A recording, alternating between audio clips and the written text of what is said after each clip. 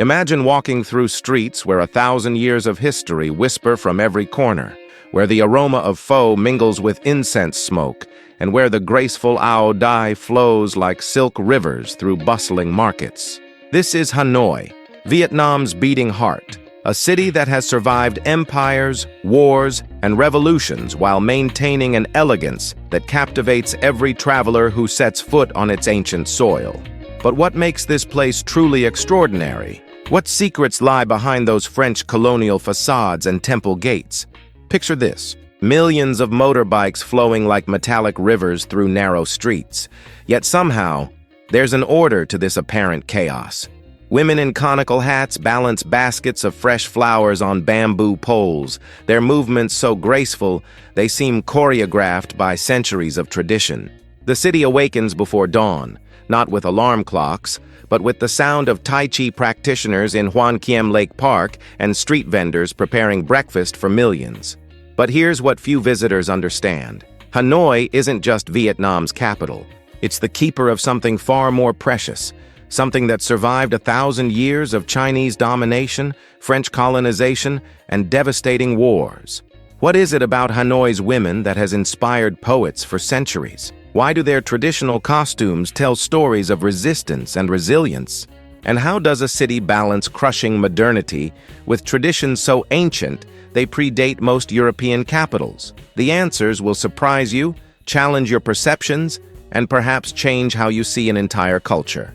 In the heart of the old quarter, where 36 ancient streets are named after the crafts once practiced there, something remarkable happens every day. Silk Street still sells silk. Silver Street still crafts silver.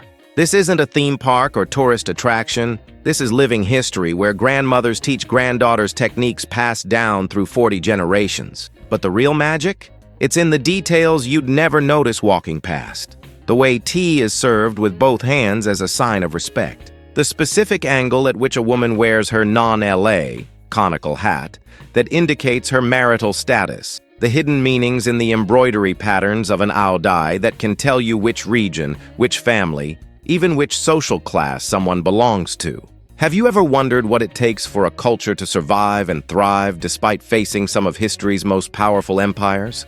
The answer walks past you every day in Hanoi, dressed in silk and carrying the weight of centuries with effortless grace.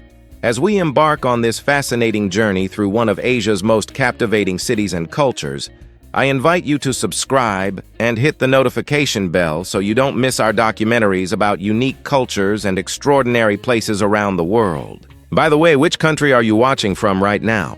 It's wonderful to have such a global community exploring these incredible destinations together. Thank you so much for being here.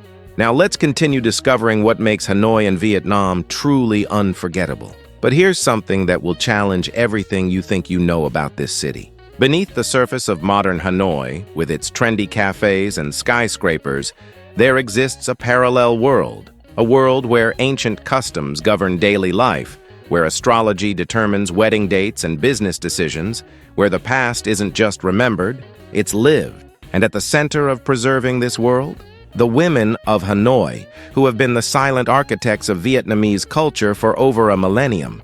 You see, while history books talk about emperors and generals, they often miss the real story. In Vietnam, women weren't just witnesses to history, they shaped it. From the Trung sisters, who led a rebellion against Chinese rule in 40 AD, to the countless street vendors who financed the resistance during the American War by hiding gold in their rice baskets, Vietnamese women have always been the spine holding the nation upright. And nowhere is this more visible than in Hanoi, where you can still see this strength, this grace, this incredible resilience every single day. Walk through the streets at 5 a.m. and you'll witness something extraordinary. While the city sleeps, thousands of women are already moving. They're bringing fresh produce from villages miles away, carrying loads that would break most people's backs, managing businesses, caring for families, and somehow doing it all while looking impossibly elegant. How? What's the secret behind this seemingly effortless strength?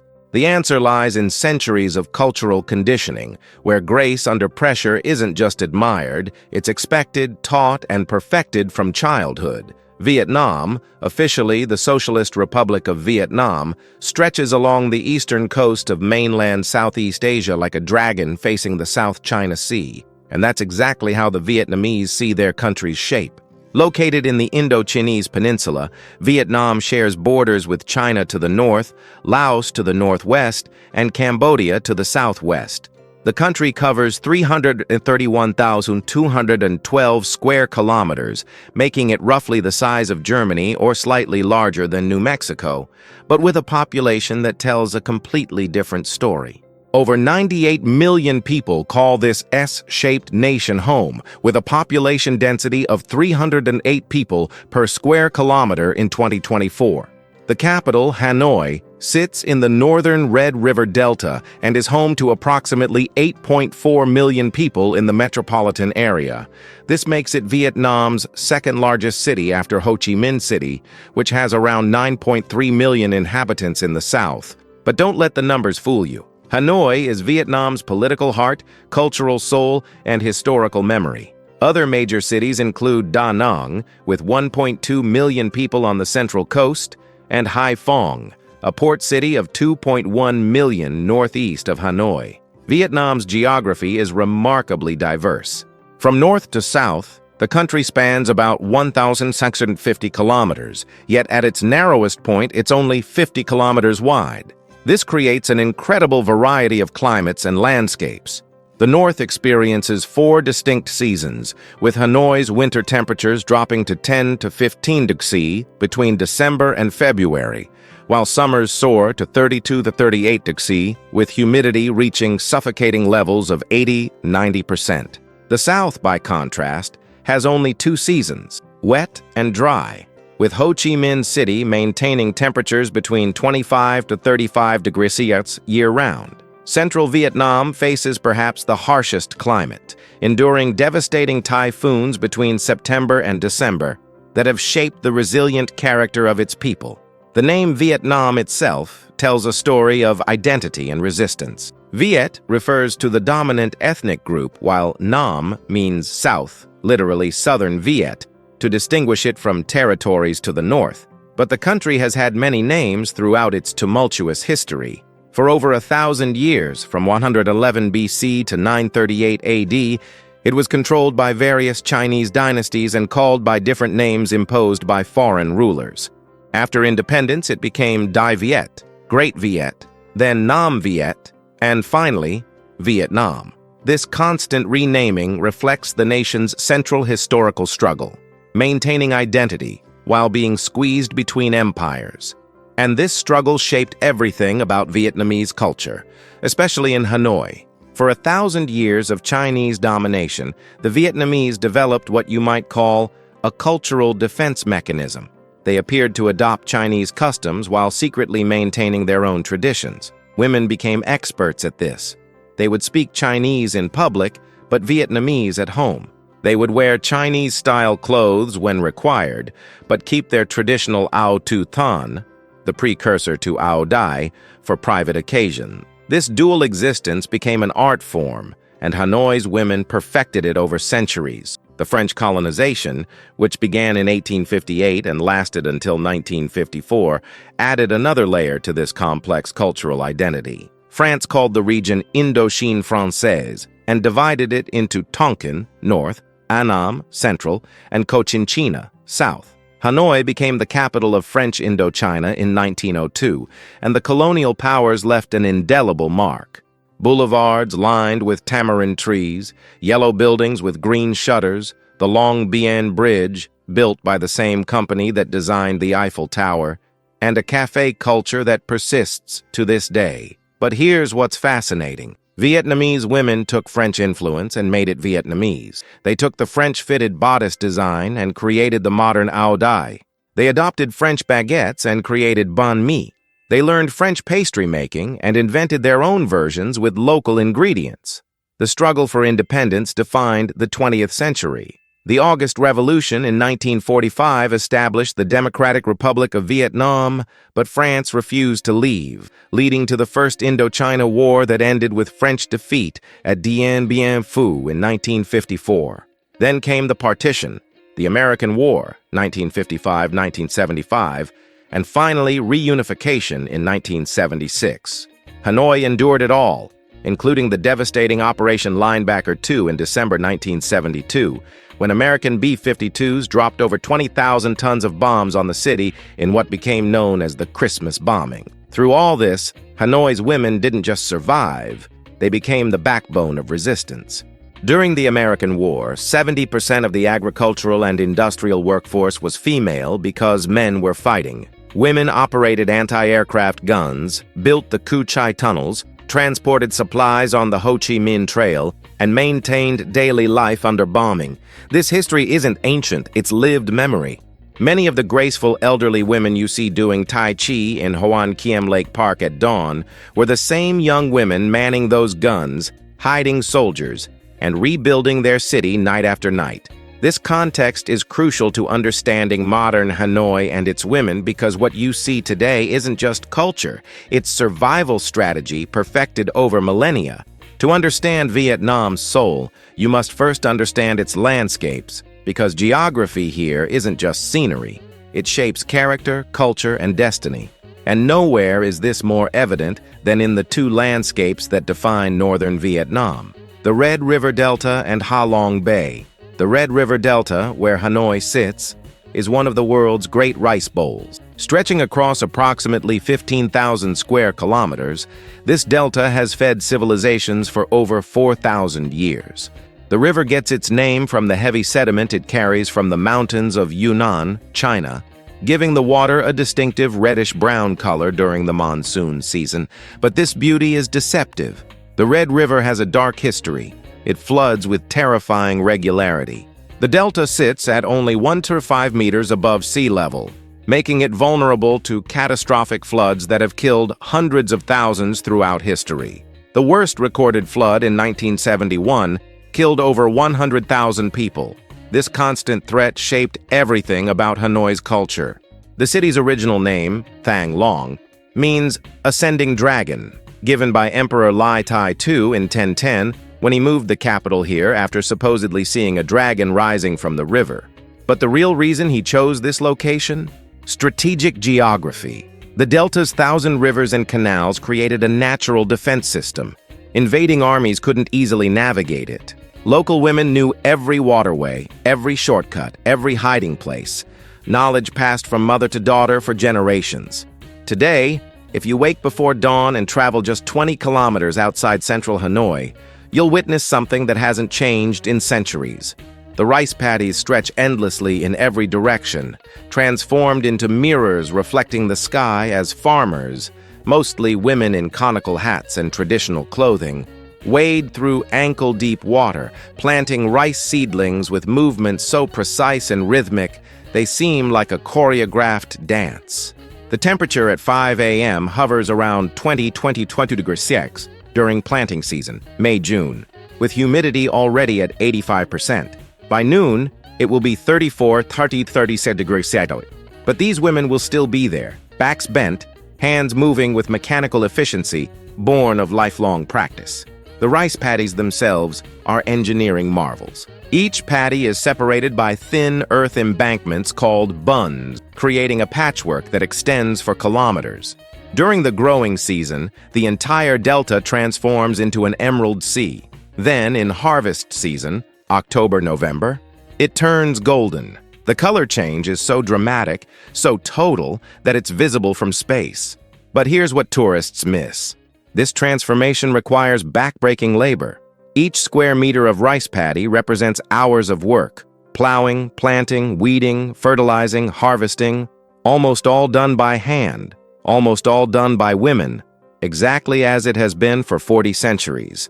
Now shift your attention 180 kilometers east to one of Earth's most extraordinary natural wonders, Ha Long Bay. UNESCO declared it a World Heritage Site in 1994, and when you see it, you'll understand why. Imagine 1,600 limestone islands and islets rising from emerald water like ancient stone giants frozen in time. These karst formations were created over 500 million years through a combination of tectonic subsidence and erosion. They range from tiny rocky outcrops barely breaking the surface to massive islands towering 100–200 meters above sea level, covered in lush tropical rainforest. The bay covers approximately 1,553 square kilometers of the Gulf of Tonkin, but it's not the size that takes your breath away, it's the surreal beauty. The limestone has been carved by wind and water into impossible shapes. Arches, caves, towers that seem to defy gravity. Some islands are hollow, containing enormous caves. Sung Sot Cave, Surprise Cave, is one of the largest, with chambers reaching 30 meters high, filled with stalactites and stalagmites that took millions of years to form. The lighting inside creates an otherworldly atmosphere, where stone formations cast shadows that look like frozen waterfalls, dragons, phoenixes, whatever your imagination sees. The water itself shifts colors throughout the day. At dawn, it's a milky jade green, almost opaque. By noon, under full sun, it becomes a vibrant emerald. At sunset, it reflects gold and orange, turning the entire bay into liquid fire. The water temperature ranges from 18 to 20 degrees X in winter, January–February, to 28 to 30 degrees X in summer, July–August. During summer, visibility can reach 10 to 15 meters underwater, revealing coral reefs and marine life thriving in the protected waters between islands. But Ha Long Bay isn't just geology, it's mythology made real. Local legend says a dragon descended from the mountains, thrashing its tail and creating the valleys and crevices. When it plunged into the sea, the area filled with water, leaving only the peaks visible. The Vietnamese name Ha Long literally means descending dragon. And like many Vietnamese legends, this one has a female protagonist. According to local stories, it wasn't just one dragon, but a mother dragon and her children who created the bay while defending Vietnam from invaders, spitting out jewels and jade that turned into the islands, forming a protective barrier. What's remarkable is how this landscape influences culture even today. For centuries, fishing communities lived on floating villages in Ha Long Bay, entire families born, living, and dying on boats, never touching land. Although most have been relocated to land-based villages in recent years due to environmental concerns, you can still see the legacy.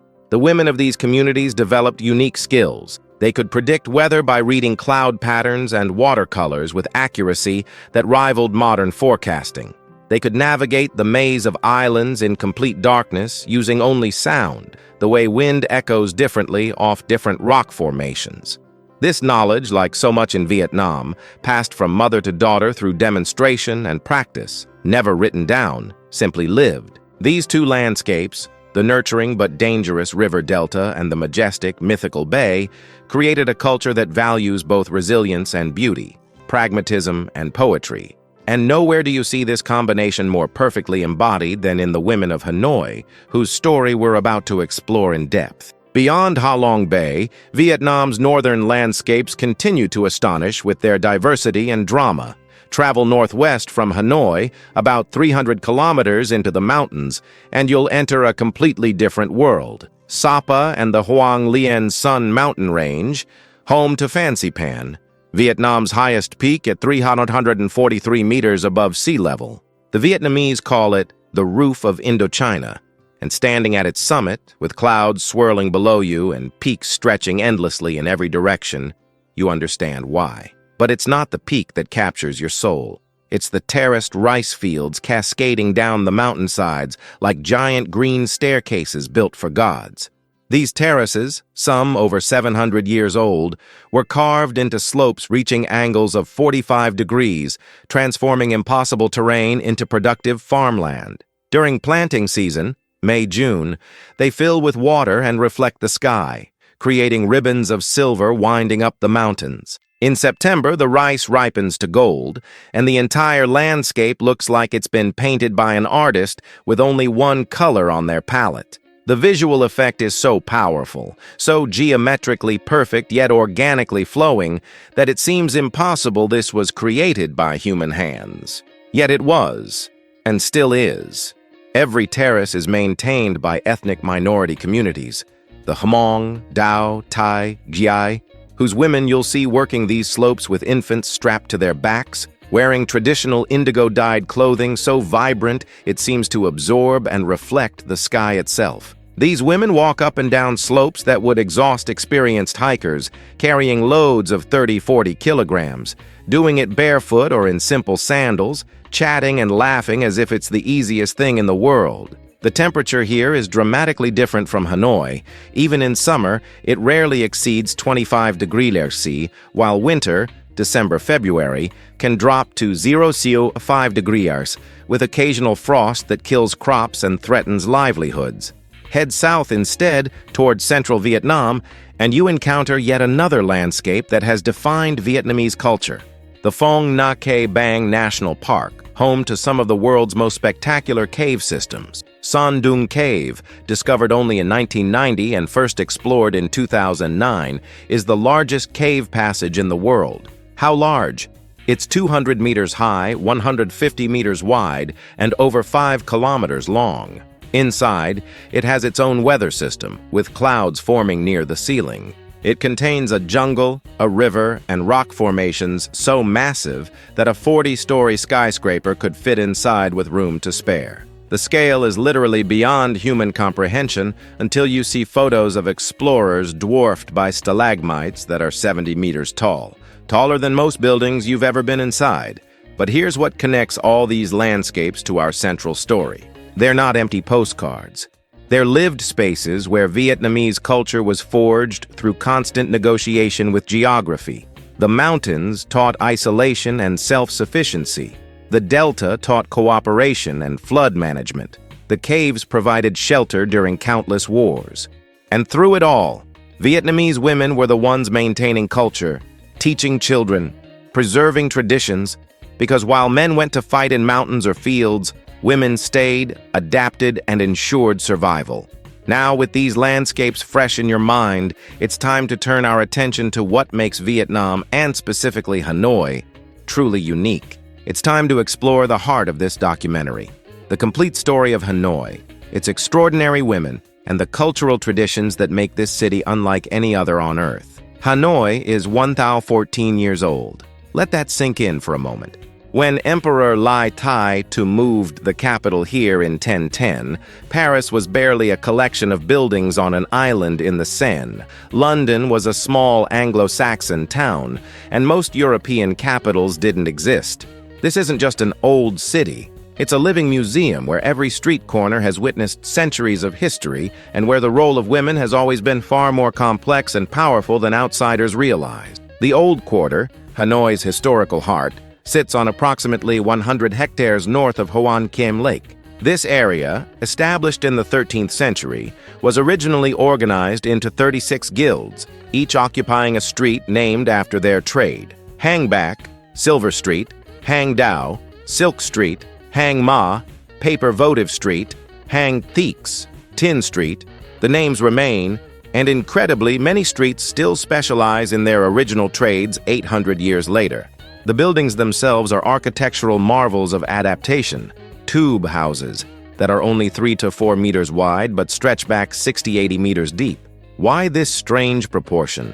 In ancient times, taxes were based on street frontage width, so clever merchants built narrow and deep. Walking through the Old Quarter at dawn, around 5:36 a.m., you witness something that hasn't changed in centuries. Women emerge with their goods balanced on dongan, traditional bamboo shoulder poles with baskets at each end. These aren't props for tourists. This is real commerce. A woman might carry 30 kilograms of produce balanced perfectly on her shoulders, walking 5-10 kilometers to reach her selling spot, doing this every single day. The skill required is extraordinary. The baskets must balance exactly. The pole must rest on precisely the right spot on the shoulder. Most women develop a permanent callus there, and the rhythm of walking must be smooth to prevent spillage. Girls learn this from age 10-12, starting with lighter loads, gradually building the muscle memory and strength that will define their working lives. But here's what makes Hanoi's women truly remarkable. It's not just physical strength, it's the combination of strength and grace. Watch a woman in Áo Dài riding a motorbike through chaotic traffic, somehow maintaining perfect posture, her outfit pristine despite pollution and dust. Or observe a street vendor squatting on a tiny stool for 8–10 hours, preparing hundreds of bowls of po, her movements economical and precise. Never a wasted motion. This isn't just skill. It's art refined over generations. The Áo Dài itself deserves deep exploration because it's the visual embodiment of Vietnamese femininity and cultural pride. The modern Áo Dài emerged in the 1930s, but its roots go back centuries to the áo tu thân, four-part dress, worn during the Nguyen dynasty. The contemporary version consists of a tight-fitting silk tunic with long sleeves and high collar, split from waist down to be worn over loose silk pants. The fit is so precise that it must be custom-tailored with measurements taken for shoulders, bust, waist, hips, and length. A quality Áo Dài made from genuine silk can cost $150 to $300 in Hanoi, while synthetic versions sell for $30–50. What makes the Áo Dài culturally significant isn't just aesthetics, it's symbolism. The tight fit represents virtue and modesty. It reveals the figure but shows no skin except hands, neck, and head. The high collar represents pride and dignity. The flowing panels represent grace and flexibility. The requirement to maintain perfect posture while wearing it, slouching is immediately visible and considered unattractive, represents discipline. Wearing an Áo Dài is a physical commitment to embodying traditional Vietnamese feminine ideals. Beautiful but modest, visible but controlled, modern but traditional. In Hanoi, you'll see Áo Dài everywhere. Female students wear white Áo Dài as school uniforms, bank employees and hotel staff wear them as professional attire, and women wear them to weddings, festivals, and important ceremonies. But here's something tourists miss. The color matters deeply. White is for students and purity. Red is for weddings and celebrations. Purple and pastels are for daily wear. Black or brown is for older women or somber occasions. The patterns embroidered on the silk also tell stories. Lotus flowers represent purity. Dragons represent power. Phoenixes represent grace. Bamboo represents resilience. The women who make Áo Dài are themselves keepers of tradition. In shops along Hanoi Street, you'll find tailors who learned from their mothers, going back generations. They can look at a woman's body and know within minutes exactly how to cut the silk for perfect fit. They understand that Vietnamese women's bodies vary by region. Northern women tend to be slightly shorter and smaller framed than southern women, requiring different proportions. They know that an Áo Dài for Tết, Vietnamese New Year, requires different silk weight than one for summer weddings. This knowledge isn't written in textbooks. It lives in their hands and eyes. But the Áo Dài is just the surface. To truly understand Hanoi's women, you need to understand their role in Vietnamese society, which is dramatically different from Western stereotypes about Asian women. Vietnamese culture operates on what scholars call Confucian patriarchy with Vietnamese characteristics, meaning that while official ideology emphasized male authority, practical reality always gave women substantial power, especially in northern Vietnam. And nowhere is this more evident than in Hanoi, where women's actual influence has always exceeded their theoretical status. Start with the family structure. Vietnamese families traditionally follow patrilineal descent, meaning family name and property pass through male lines. But here's the fascinating contradiction. Women control household finances. A Hanoian husband might earn the money, but his wife decides how it's spent, saved, or invested. This isn't a modern development. It's been standard practice for centuries. The Vietnamese saying goes, Chong han vo phu. The husband plows, the wife manages. In practical terms, this means women make decisions about children's education, health care, major purchases, and even business investments. Visit Dong Xuan Market, Hanoi's largest covered market, occupying 3 stories and covering 6,000 square meters, and you'll see this power in action. The market operates roughly from 6 a.m. to 6 p.m., but wholesale dealing happens between 4 to 6 a.m. when women arrive to buy stock. Walk through at 5 a.m. and you'll witness something extraordinary. Hundreds of women negotiating, calculating prices in their heads, comparing quality, making deals worth thousands of dollars, all in rapid Vietnamese punctuated by the specific hand gestures used for price bargaining, because saying numbers aloud might alert competitors. These aren't small-time vendors. Many are serious businesswomen managing operations that generate $5,000, $20,000 monthly revenue. The negotiation style itself is cultural education. Vietnamese bargaining isn't aggressive, it's a dance. A vendor might quote $30 for an item she expects to sell for $15. The buyer looks horrified, says the price is impossible, offers $8. The vendor clutches her chest dramatically, insists she'll lose money, comes down to $25. The buyer starts to walk away. The vendor calls her back, sighs deeply, offers $20, special price only for you. The buyer shakes her head sadly, offers $12. They settle at $15 and both smile, genuinely pleased. The entire interaction includes compliments about appearance, questions about family, observations about weather. The business is embedded in relationship. And here's the crucial point. Men can do business in Vietnam, but these nuanced negotiations, women do them better and everyone knows it. This extends to home life in ways that surprise outsiders. In a typical Hanoi household, women wake first, usually 5 to 5:30 a.m. They prepare breakfast, which might be PHO, takes 1-2 hours to prepare properly if making stock from scratch, ban cuan, steamed rice rolls, or XOI, sticky rice. They get children ready for school, which starts at 7 to 7:30 a.m. Many then go to work themselves. Vietnam has one of the world's highest female labor force participation rates at about 73%, compared to 58% in the United States. After work, they shop for fresh ingredients. Vietnamese cook fresh daily, rarely using leftovers.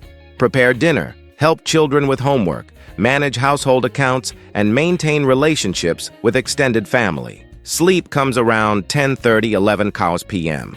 This schedule, 6 or 7 days weekly, is normal. Yet here's what's remarkable. Hanoian women don't generally complain about this workload. It's not that they enjoy exhaustion, but rather that they see it as demonstrating competence. A Vietnamese saying captures this. Jan ba tot phai biet kach lam viet nha. A good woman must know how to manage household work. Competence in managing this complex daily choreography brings social respect, family authority, and personal pride. A woman who can work professionally, maintain an immaculate home, cook elaborate meals, look elegant, and raise accomplished children is held in genuine awe. The concept of hien, gentle virtuous, defines the ideal Hanoian woman. But gentle here doesn't mean weak or passive. It means having the strength to endure difficulties without complaint, the wisdom to manage complex situations without creating conflict, and the grace to maintain dignity regardless of circumstances. A Haiyan woman can be incredibly tough and competent while appearing soft and accommodating. This is why foreign men who marry Vietnamese women often discover that their submissive wife actually runs everything. She just does it with such finesse that it appears he's making decisions. The mother-in-law relationship in Hanoi deserves special mention because it's central to family dynamics. When a couple marries, tradition dictates the wife moves into the husband's family home. The mother-in-law then has authority over the household, and the new wife must learn her ways. This creates a power structure where younger women have little authority initially. But here's the fascinating part. This same young woman knows that one day she'll be the mother-in-law with total household authority. The system creates a cycle where women patiently accumulate power over decades. By age 50-60, a Hanoian woman might control not just her household, but have significant influence over married children's families, business decisions, and extended family matters. Food preparation in Hanoi is another arena where women's skill determines family status. Pho, Vietnam's national dish, seems simple. Rice noodles, broth, beef or chicken, herbs. But making truly great pho requires knowledge that takes years to master. The broth alone demands 12-24 hours of simmering bones, beef knuckle and marrow bones for pho bo, whole chicken for pho ga, with precise timing for adding roasted onion, ginger, star anise, cinnamon, coriander seeds, and cardamom. Too much spice overwhelms, too little makes it bland. The color should be clear amber, not cloudy. The aroma should make people hungry from 10 meters away. A woman who makes exceptional pho earns respect throughout her neighborhood. Tet, Vietnamese New Year, falling in late January or February based on the lunar calendar, is when women's culinary and organizational skills are on full display. Preparation begins weeks in advance. Women must prepare ban chung, square sticky rice cakes requiring 12 hours of cooking. Clean the entire house spotless, arrange fresh flowers, prepare offerings for ancestors, cook feast meals, and ensure everyone has new clothes. A family's Tet celebration quality reflects directly on the woman managing it. The pressure is intense, the work exhausting, but women approach it with meticulous care because Tet success means family prosperity for the coming year, at least according to tradition. Through all of this daily life, Hanoian women maintain something that confounds outsiders. They look effortlessly beautiful. The secret? Constant, diligent care. Most women follow skincare routines involving 5 to 8 steps morning and night. They avoid sun religiously. Vietnamese beauty ideal is pale skin, associated with higher class status since farmers have dark tanned skin from field work. Many wear gloves, masks, and full-length sleeves even in 35-degree C heat to prevent tanning. They use traditional remedies, rice water for washing hair, turmeric masks, pearl powder, alongside modern cosmetics. This isn't vanity. Maintaining appearance is considered respect for others and self-discipline. But beneath all these daily practices, there's something deeper, something that makes Hanoi's women unlike any others in Southeast Asia. And to understand this, we need to explore the most fascinating, complex, and often misunderstood aspect of Vietnamese culture, something that has defined gender relations, family structure, and social hierarchy for over 1,000 years. Here's what most documentaries won't tell you about Vietnamese women, and specifically women in Hanoi. They possess a form of social power that operates completely outside Western feminist frameworks, yet achieves many of the same results through entirely different means. This power isn't legislated or fought for. It's culturally embedded, passed down through generations, and so subtle that you could live in Hanoi for years without fully recognizing it. The key lies in understanding Vietnamese matriarchy within patriarchy, a concept that seems contradictory but operates with perfect internal logic. While Vietnam officially follows Confucian patriarchal traditions, men are family heads, lineage follows male lines, sons are preferred for ancestor worship. The practical reality in Hanoi has always been different. Women control what matters: money, children's education, family reputation, and the intricate social networks that actually run Vietnamese society. Consider the concept of noi tro, housewife, domestic manager, which in Vietnamese carries none of the diminished status it might in English. A successful noi tro in Hanoi is a financial manager, negotiator, educator, social strategist, and family diplomat rolled into one. She decides which schools children attend. In Hanoi, this requires navigating complex application processes, understanding teacher reputations, and often managing thank you gifts to ensure good treatment, a practice that costs families $200, $500 annually, but is considered essential. She manages all major purchases. She maintains relationships with both her family and her husband's family, navigating the delicate politics that keep everyone content. She builds the social networks that determine her family's position in the community. Walk through any Hanoi neighborhood around 6 to 7 p.m. and you'll see these networks in action. Women gather on sidewalks, sitting on tiny plastic stools, ostensibly just chatting. But listen carefully if you understand Vietnamese, and you'll hear business being conducted, information being exchanged, alliances being formed. Who's hiring? Whose child got into which university? Which doctor actually cares about patients versus which one just wants money? Where are the best deals on fresh produce? Which families are having problems? This informal information network is more powerful than any official institution because it operates on trust and reciprocity built over decades. The mother's role in Vietnamese families goes far beyond Western conceptions of motherhood. In Hanoi, mothers are quasi-sacred figures. The Vietnamese say, Kong chan hu nui thai son, ngia main hu nuok trong guan che ra. Father's labor is like Tai Sun Mountain. Mother's devotion is like water flowing from the source. Notice the metaphors. Father's contribution is compared to a mountain, impressive, solid, but static. Mother's contribution is compared to water, essential for life, constantly flowing, nurturing everything it touches. This reverence translates into real power.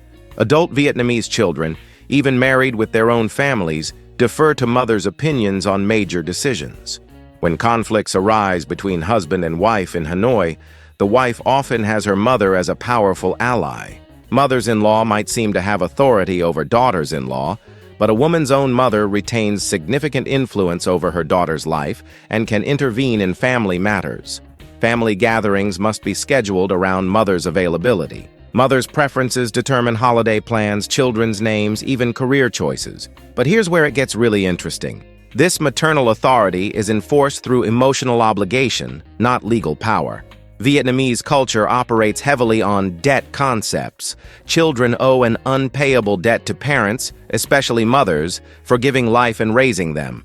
This debt is called on, and it's one of the most powerful social forces in Vietnamese society.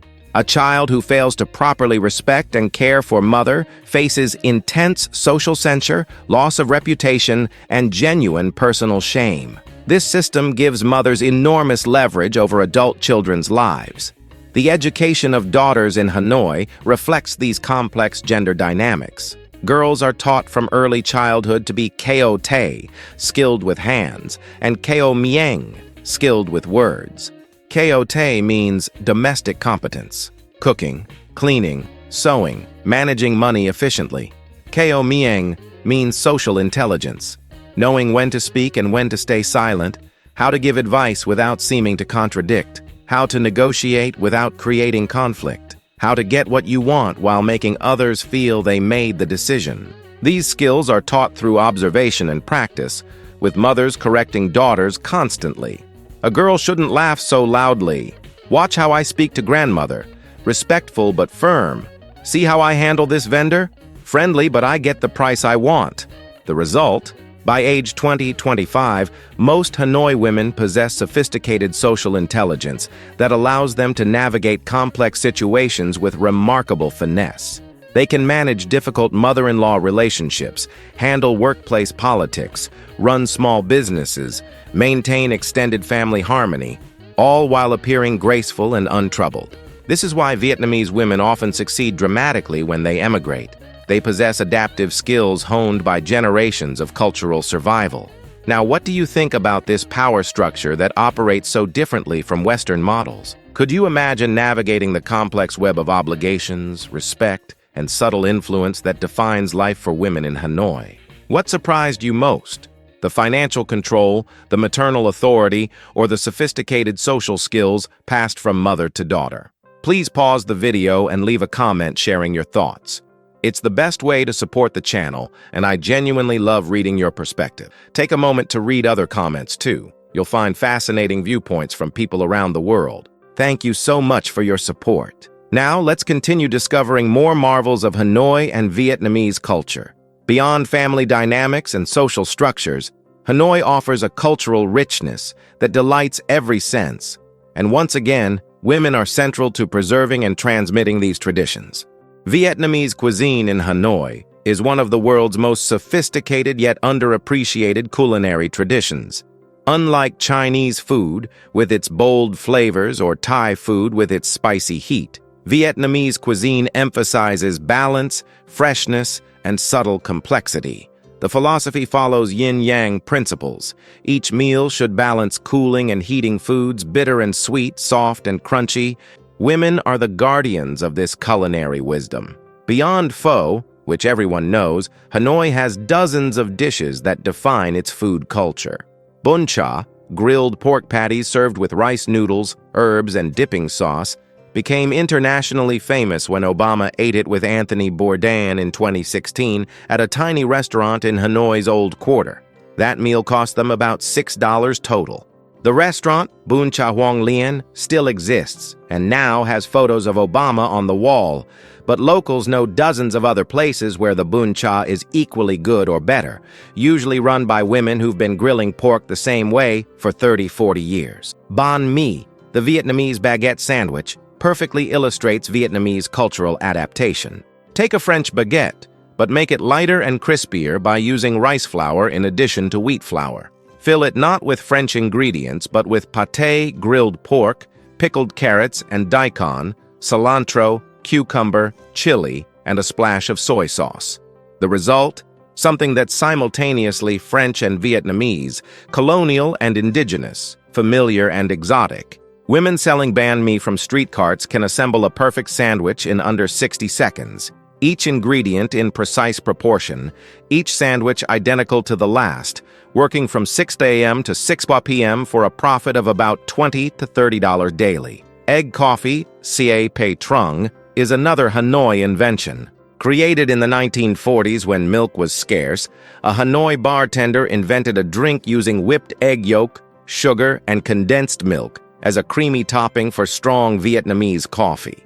The result tastes like liquid tiramisu, sweet and rich, but with the bitter coffee underneath providing balance. A good egg coffee requires exactly the right proportions. Too much egg, and it's overwhelmingly sweet. Too little, and the texture is wrong. The women who make it best have been preparing it daily for decades. Their movements automatic. Crack egg, separate yolk, add condensed milk, whisk to perfect foam texture, pour over coffee, serve immediately. Price, about $1.52. Zero for a cup that would cost $8 to $10 in a Western cafe. Hanoi's festival calendar revolves around lunar dates, with preparations handled almost entirely by women.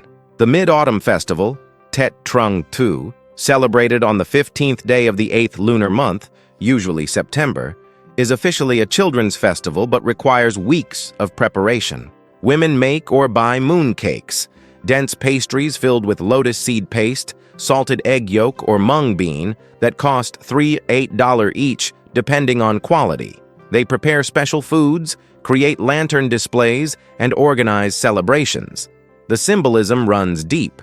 Round mooncakes represent family completeness. The full moon represents prosperity, and children carrying lanterns represents lighting the path to wisdom.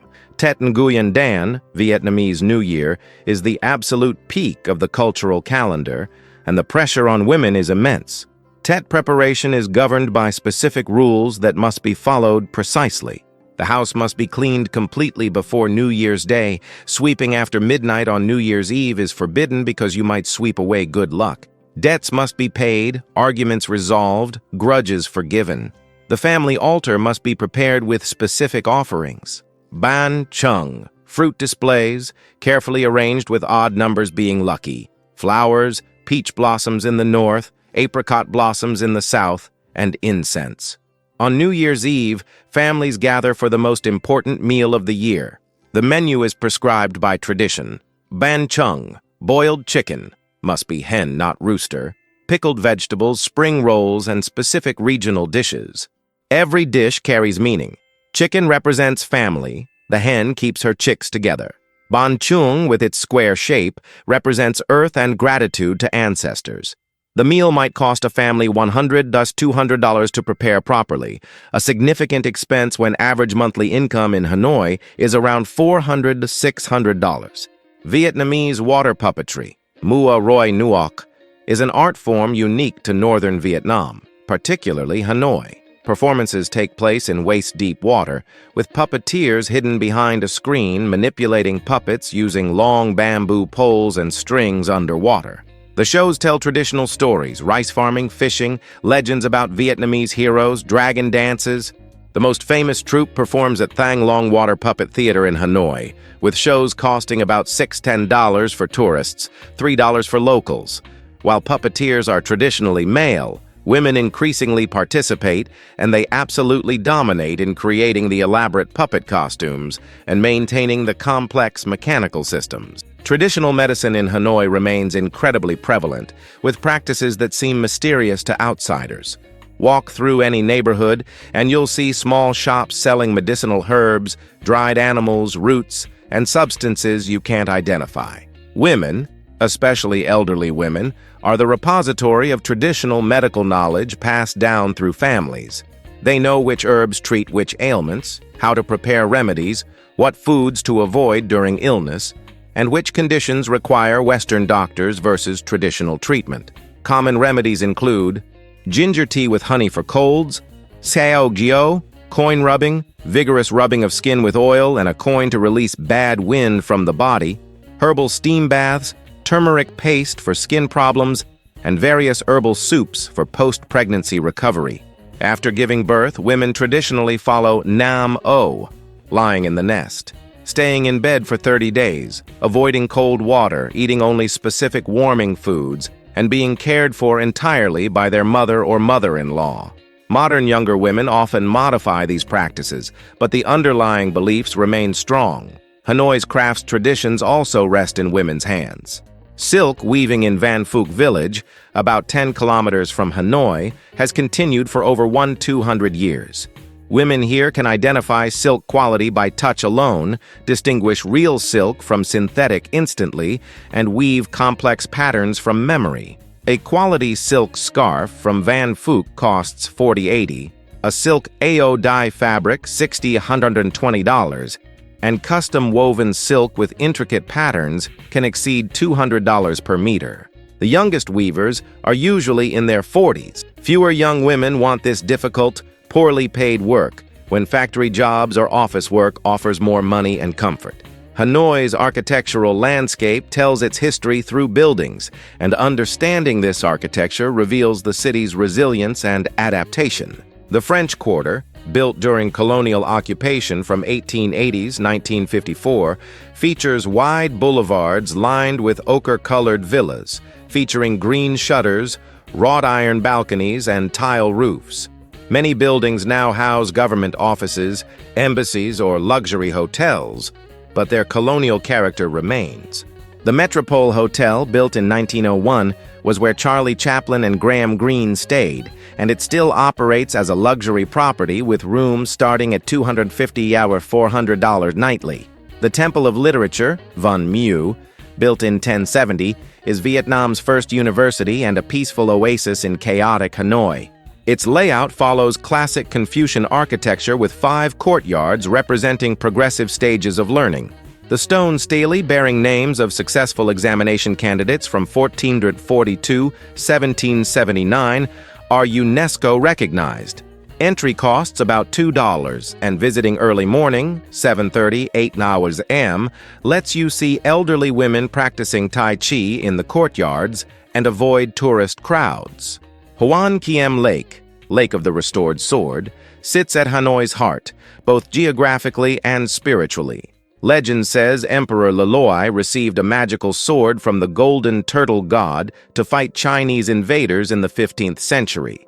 After victory, while boating on the lake, a giant turtle surfaced, took the sword, and returned it to the gods. Today, the lake covers about 12 hectares and connects to Hanoi's social life intimately. Every morning from 5 to 7 a.m., thousands gather here for exercise, Tai Chi, aerobics, badminton, walking. Every evening, the streets around the lake close to traffic, and families, couples, and friends stroll around the 1.5-kilometer perimeter, eat street food, and enjoy the relative coolness. The Ngoc Sun Temple, Temple of the Jade Mountain, sits on an island in Hoan Kiem Lake, connected by the red-painted Huc Bridge, Rising Sun Bridge. The temple honors scholar Van Xuong, General Tran Hung Dao, and La To, patron saint of physicians. Inside, there's a preserved giant turtle specimen, one of the Raphetis swinhui species that inspired the legend.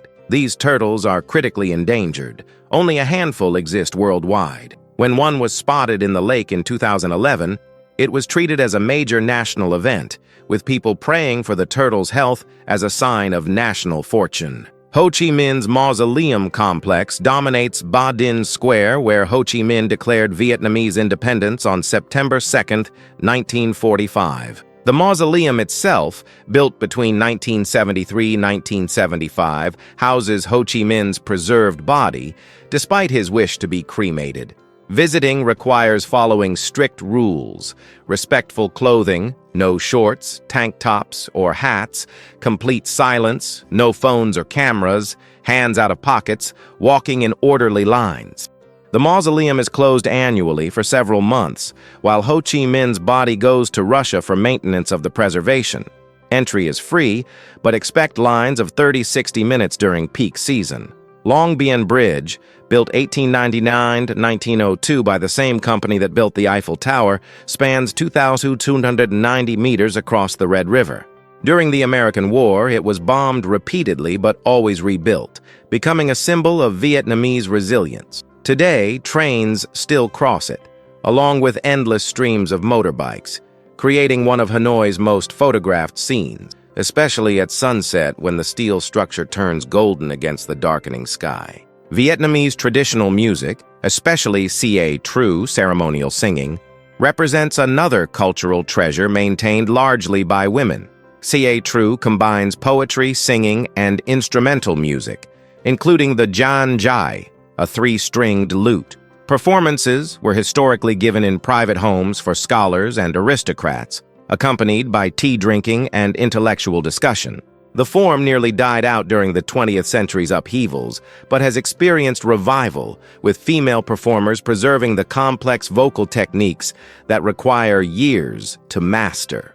Performances occasionally happen at small venues in Hanoi's Old Quarter, tickets costing $5. Hanoi's motorbike culture deserves special attention because it's both practical transportation and cultural phenomenon. The city has approximately 5 million motorbikes for 8 million people.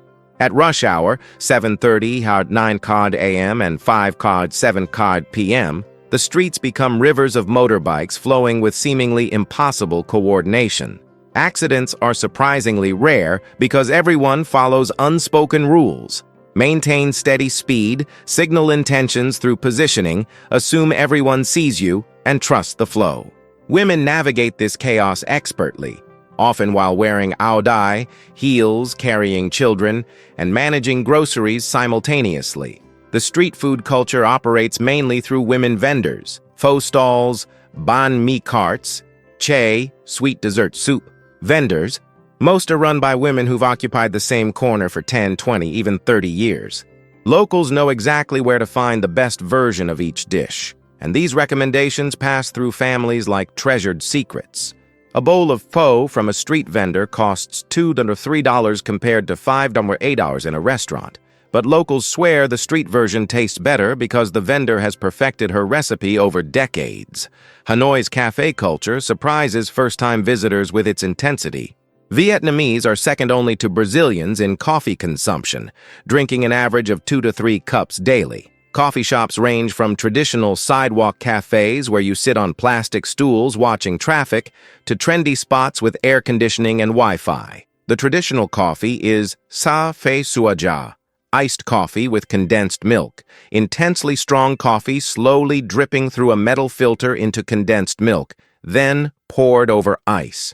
This costs about $150 and provides a sweet caffeinated shock that defines Hanoi mornings for millions. The contemporary art scene in Hanoi is exploding, with galleries showcasing works that wrestle with Vietnamese identity, war memory, rapid modernization, and global integration. Many emerging artists are women exploring themes around femininity, tradition, and change in Vietnamese society. The Vietnam National Museum of Fine Arts displays both traditional and contemporary works, with entry around $2.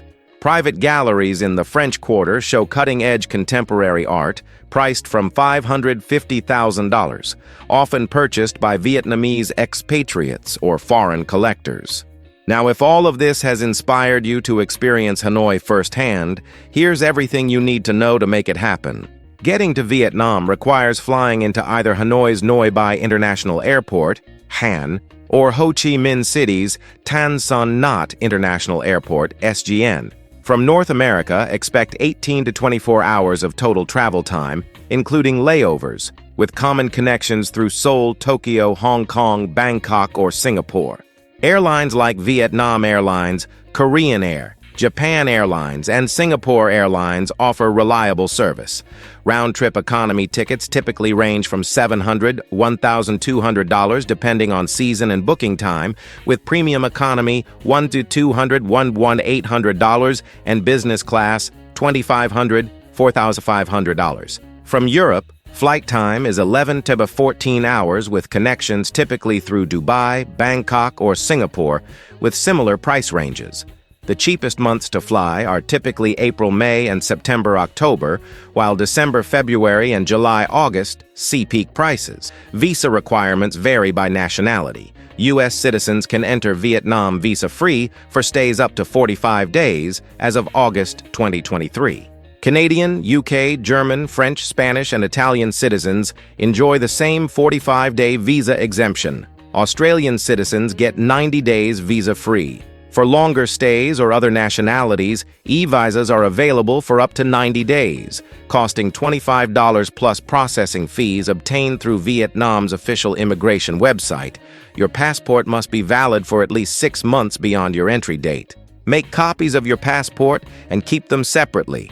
It's cheap insurance if documents are lost or stolen. Vietnamese currency is the dong, VND, with exchange rates fluctuating around 24,000, 25,000 VND to $1. ATMs are everywhere in Hanoi and dispense dong with reasonable fees, $3–5 per withdrawal. Credit cards are accepted at hotels, upscale restaurants, and major shops, but cash dominates for street food, taxis, and small purchases. Many vendors also accept dollars directly, though the exchange rate they offer is usually slightly worse than official rates. Bring some small dollar bills, $1, $5, for easy exchanges in emergencies. Costs in Hanoi are remarkably affordable compared to Western cities. Budget travelers can survive on $25–35 daily, $8–12 for a basic hotel or hostel dorm, $10–15 for all meals, street food, $5–8 for local transportation and entry fees. Mid-range travelers spend $60–100 daily, $30–50 for a comfortable hotel, $20–30 for meals in decent restaurants, $10–20 for transportation and activities. Luxury travelers might spend $200, $500+ daily, $100–300 for upscale hotels, $50–100 for fine dining, $50–100 for private tours and premium experiences. Safety in Hanoi is generally good for tourists. Violent crime against foreigners is rare. The main concerns are petty theft, pickpocketing in crowded areas, bag snatching from motorbikes, and scams. Keep valuables secure, avoid displaying expensive jewelry or electronics, use hotel safes for passports and excess cash. The Old Quarter is safe to walk day or night, though watch for aggressive vendors and overpriced cyclo, bicycle rickshaw, rides. Reputable taxi companies are Vinasun and My Lin. Always insist the meter is used or agree on price beforehand. Grab, Southeast Asia's Uber equivalent, operates in Hanoi with fixed prices, eliminating negotiation stress. Traffic is chaotic but manageable once you understand the rules.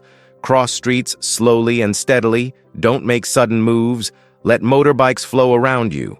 Health considerations include ensuring routine vaccinations are current, considering hepatitis A and typhoid vaccines, and bringing anti-diarrheal medication as your stomach adjusts to new food and water. Drink only bottled water. Costs about $0.50 per liter. Brush teeth with bottled water initially. Eat street food from busy stalls. High turnover means fresher food.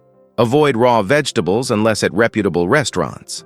Medical care in Hanoi is adequate for minor issues, with international clinics charging $50 to $100 for consultations. Serious medical issues might require evacuation to Bangkok or Singapore, making travel insurance essential. Transportation within Hanoi offers multiple options. Walking works well in the compact Old Quarter, though sidewalks are often blocked by parked motorbikes, forcing you into streets. Taxis are cheap, $2–5 for most trips within central Hanoi, but insist on reputable companies and metered fares. Grab rides cost similar amounts with the advantage of fixed prices. Renting a motorbike costs $5.08 daily, but driving in Hanoi traffic is genuinely dangerous for inexperienced riders. I only recommend this if you're already comfortable riding in developing country traffic. Cyclos, bicycle rickshaws, are scenic but expensive for tourists. Agree on price beforehand, expect $5 to $10 for short rides, where a taxi would cost $2. Best times to visit Hanoi depend on your temperature tolerance. October, November, and March-April offer ideal weather. Temperatures 20-28 degrees, low humidity, minimal rain. December, February is cool, 10-18 degrees C. Occasionally cold enough for jackets, but dry and pleasant for walking. May, September is hot, 30-38 degrees, with high humidity and frequent heavy rains, especially July, August. However, summer has advantages. Fewer tourists, lower hotel prices, and the countryside is intensely green and beautiful. Accommodation ranges from $5 backpacker hostels in the Old Quarter to $400+ luxury hotels. The Metropole Hotel, from $250, offers colonial elegance and history. Sofitel Legend Metropole, $300-$500, provides French luxury. Mid-range options like Hanoi La Siesta Hotel, $50-$80, or Essence Hanoi Hotel, $40-$60, offer excellent value with comfortable rooms, breakfast, and helpful staff. Budget hostels like Hanoi Backpackers Hostel, $515, provide basic beds and social atmosphere. I recommend staying in or near the Old Quarter for first-time visitors. You're walking distance from major attractions and surrounded by authentic Hanoi life. Organized tours are available for every interest and budget. Old Quarter walking tours with local guides cost $15-$30 for 3 to 4 hours and provide cultural context you'd miss alone. Day trips to Ha Long Bay range from budget group tours, $40-$60, to luxury small group experiences, $150-$300+, that avoid crowds and include better food and boats. Overnight Ha Long Bay cruises, $100-$400, offer the full experience, sleeping on a traditional junk boat surrounded by limestone karsts. Cooking classes, $25-$50, teach you to make pho, spring rolls, and other Vietnamese dishes. Motorbike tours led by local women called Vietnam Backstreet Tours, $35-$55, show you Hanoi's hidden neighborhoods and authentic local life, highly recommended. Experiencing Hanoi's cultural aspects respectfully requires understanding basic etiquette. Remove shoes when entering homes, temples, and some shops. Watch what locals do. Dress modestly when visiting temples. Cover shoulders and knees. Women should avoid tank tops or short shorts in religious sites. When eating, wait for the eldest person to begin. Hold your bowl while eating. Place chopsticks across your bowl when finished. Never stick them upright in rice. This symbolizes death. If invited to someone's home, bring a small gift, fruit, flowers, or sweets from your country. Avoid giving handkerchiefs, anything black, or sharp objects like knives, all of which have negative connotations. Learning basic Vietnamese phrases earns genuine appreciation. Xin chào, xin chào, means hello, come on. Gam un means thank you. Xin loi means excuse me or sorry bao nhiêu. Bao nhiêu means how much. English is increasingly common among younger people and in tourist areas, but elderly people and street vendors may speak none. Translation apps help, though Vietnamese tones make pronunciation challenging. Mispronouncing ma can mean ghost, mother, rice seedling, or horse, depending on tone. Photography is generally welcome, but always ask permission before photographing people, especially women in traditional dress or ethnic minorities. Never photograph military installations or government buildings. In temples, check if photography is allowed. Some prohibit it or charge small fees. The most photogenic times in Hanoi are early morning, 5:30 a.m., when golden light illuminates the Old Quarter and locals conduct morning routines, and evening, 5:30 p.m., when streets around Hoan Kiem Lake close and the city comes alive with pedestrians. What you shouldn't expect: Hanoi isn't pristine or organized like Singapore. It's chaotic, loud, sometimes dirty, and constantly under construction. Traffic rules are suggestions rather than laws. Sidewalks are for parking motorbikes, not walking. People stare at foreigners. It's usually friendly curiosity, not hostility. Personal space concepts differ from Western norms. Service can be brusque or inattentive by Western standards, but it's not personal. It's just cultural difference in service approach. What you should expect: warmth and hospitality once you make connections. Food that will ruin you for Vietnamese restaurants back home. A city that operates on its own logic that slowly makes sense as you acclimate. Women who will surprise you with their strength, grace, and competence. Moments of extraordinary beauty amid ordinary chaos. A culture that values community over individualism, harmony over confrontation, and relationships over transactions. And perhaps most importantly, experiences that will challenge your assumptions and expand your understanding of how different societies organize life, work, and relationships. We've journeyed together through Hanoi's streets, met its remarkable women, explored its landscapes, tasted its food, and uncovered the cultural traditions that make this city unforgettable. Creating these documentaries requires extensive research, countless hours of work, and genuine dedication to bringing you authentic stories from fascinating cultures around the world. If you enjoyed this journey, please hit the like button and leave a comment telling me what you thought. What surprised you most? What you'd like to know more about? Or what destinations you'd like to see next? Your likes and comments are the best way to support this content and help me continue creating these in-depth cultural documentaries. If you haven't subscribed yet, please do it now.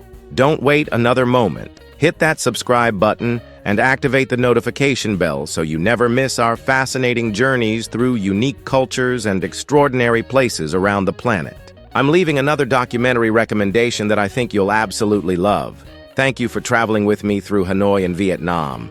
Until our next journey together, keep exploring, keep learning, and keep your mind open to the beautiful diversity of our world. See you in the next adventure.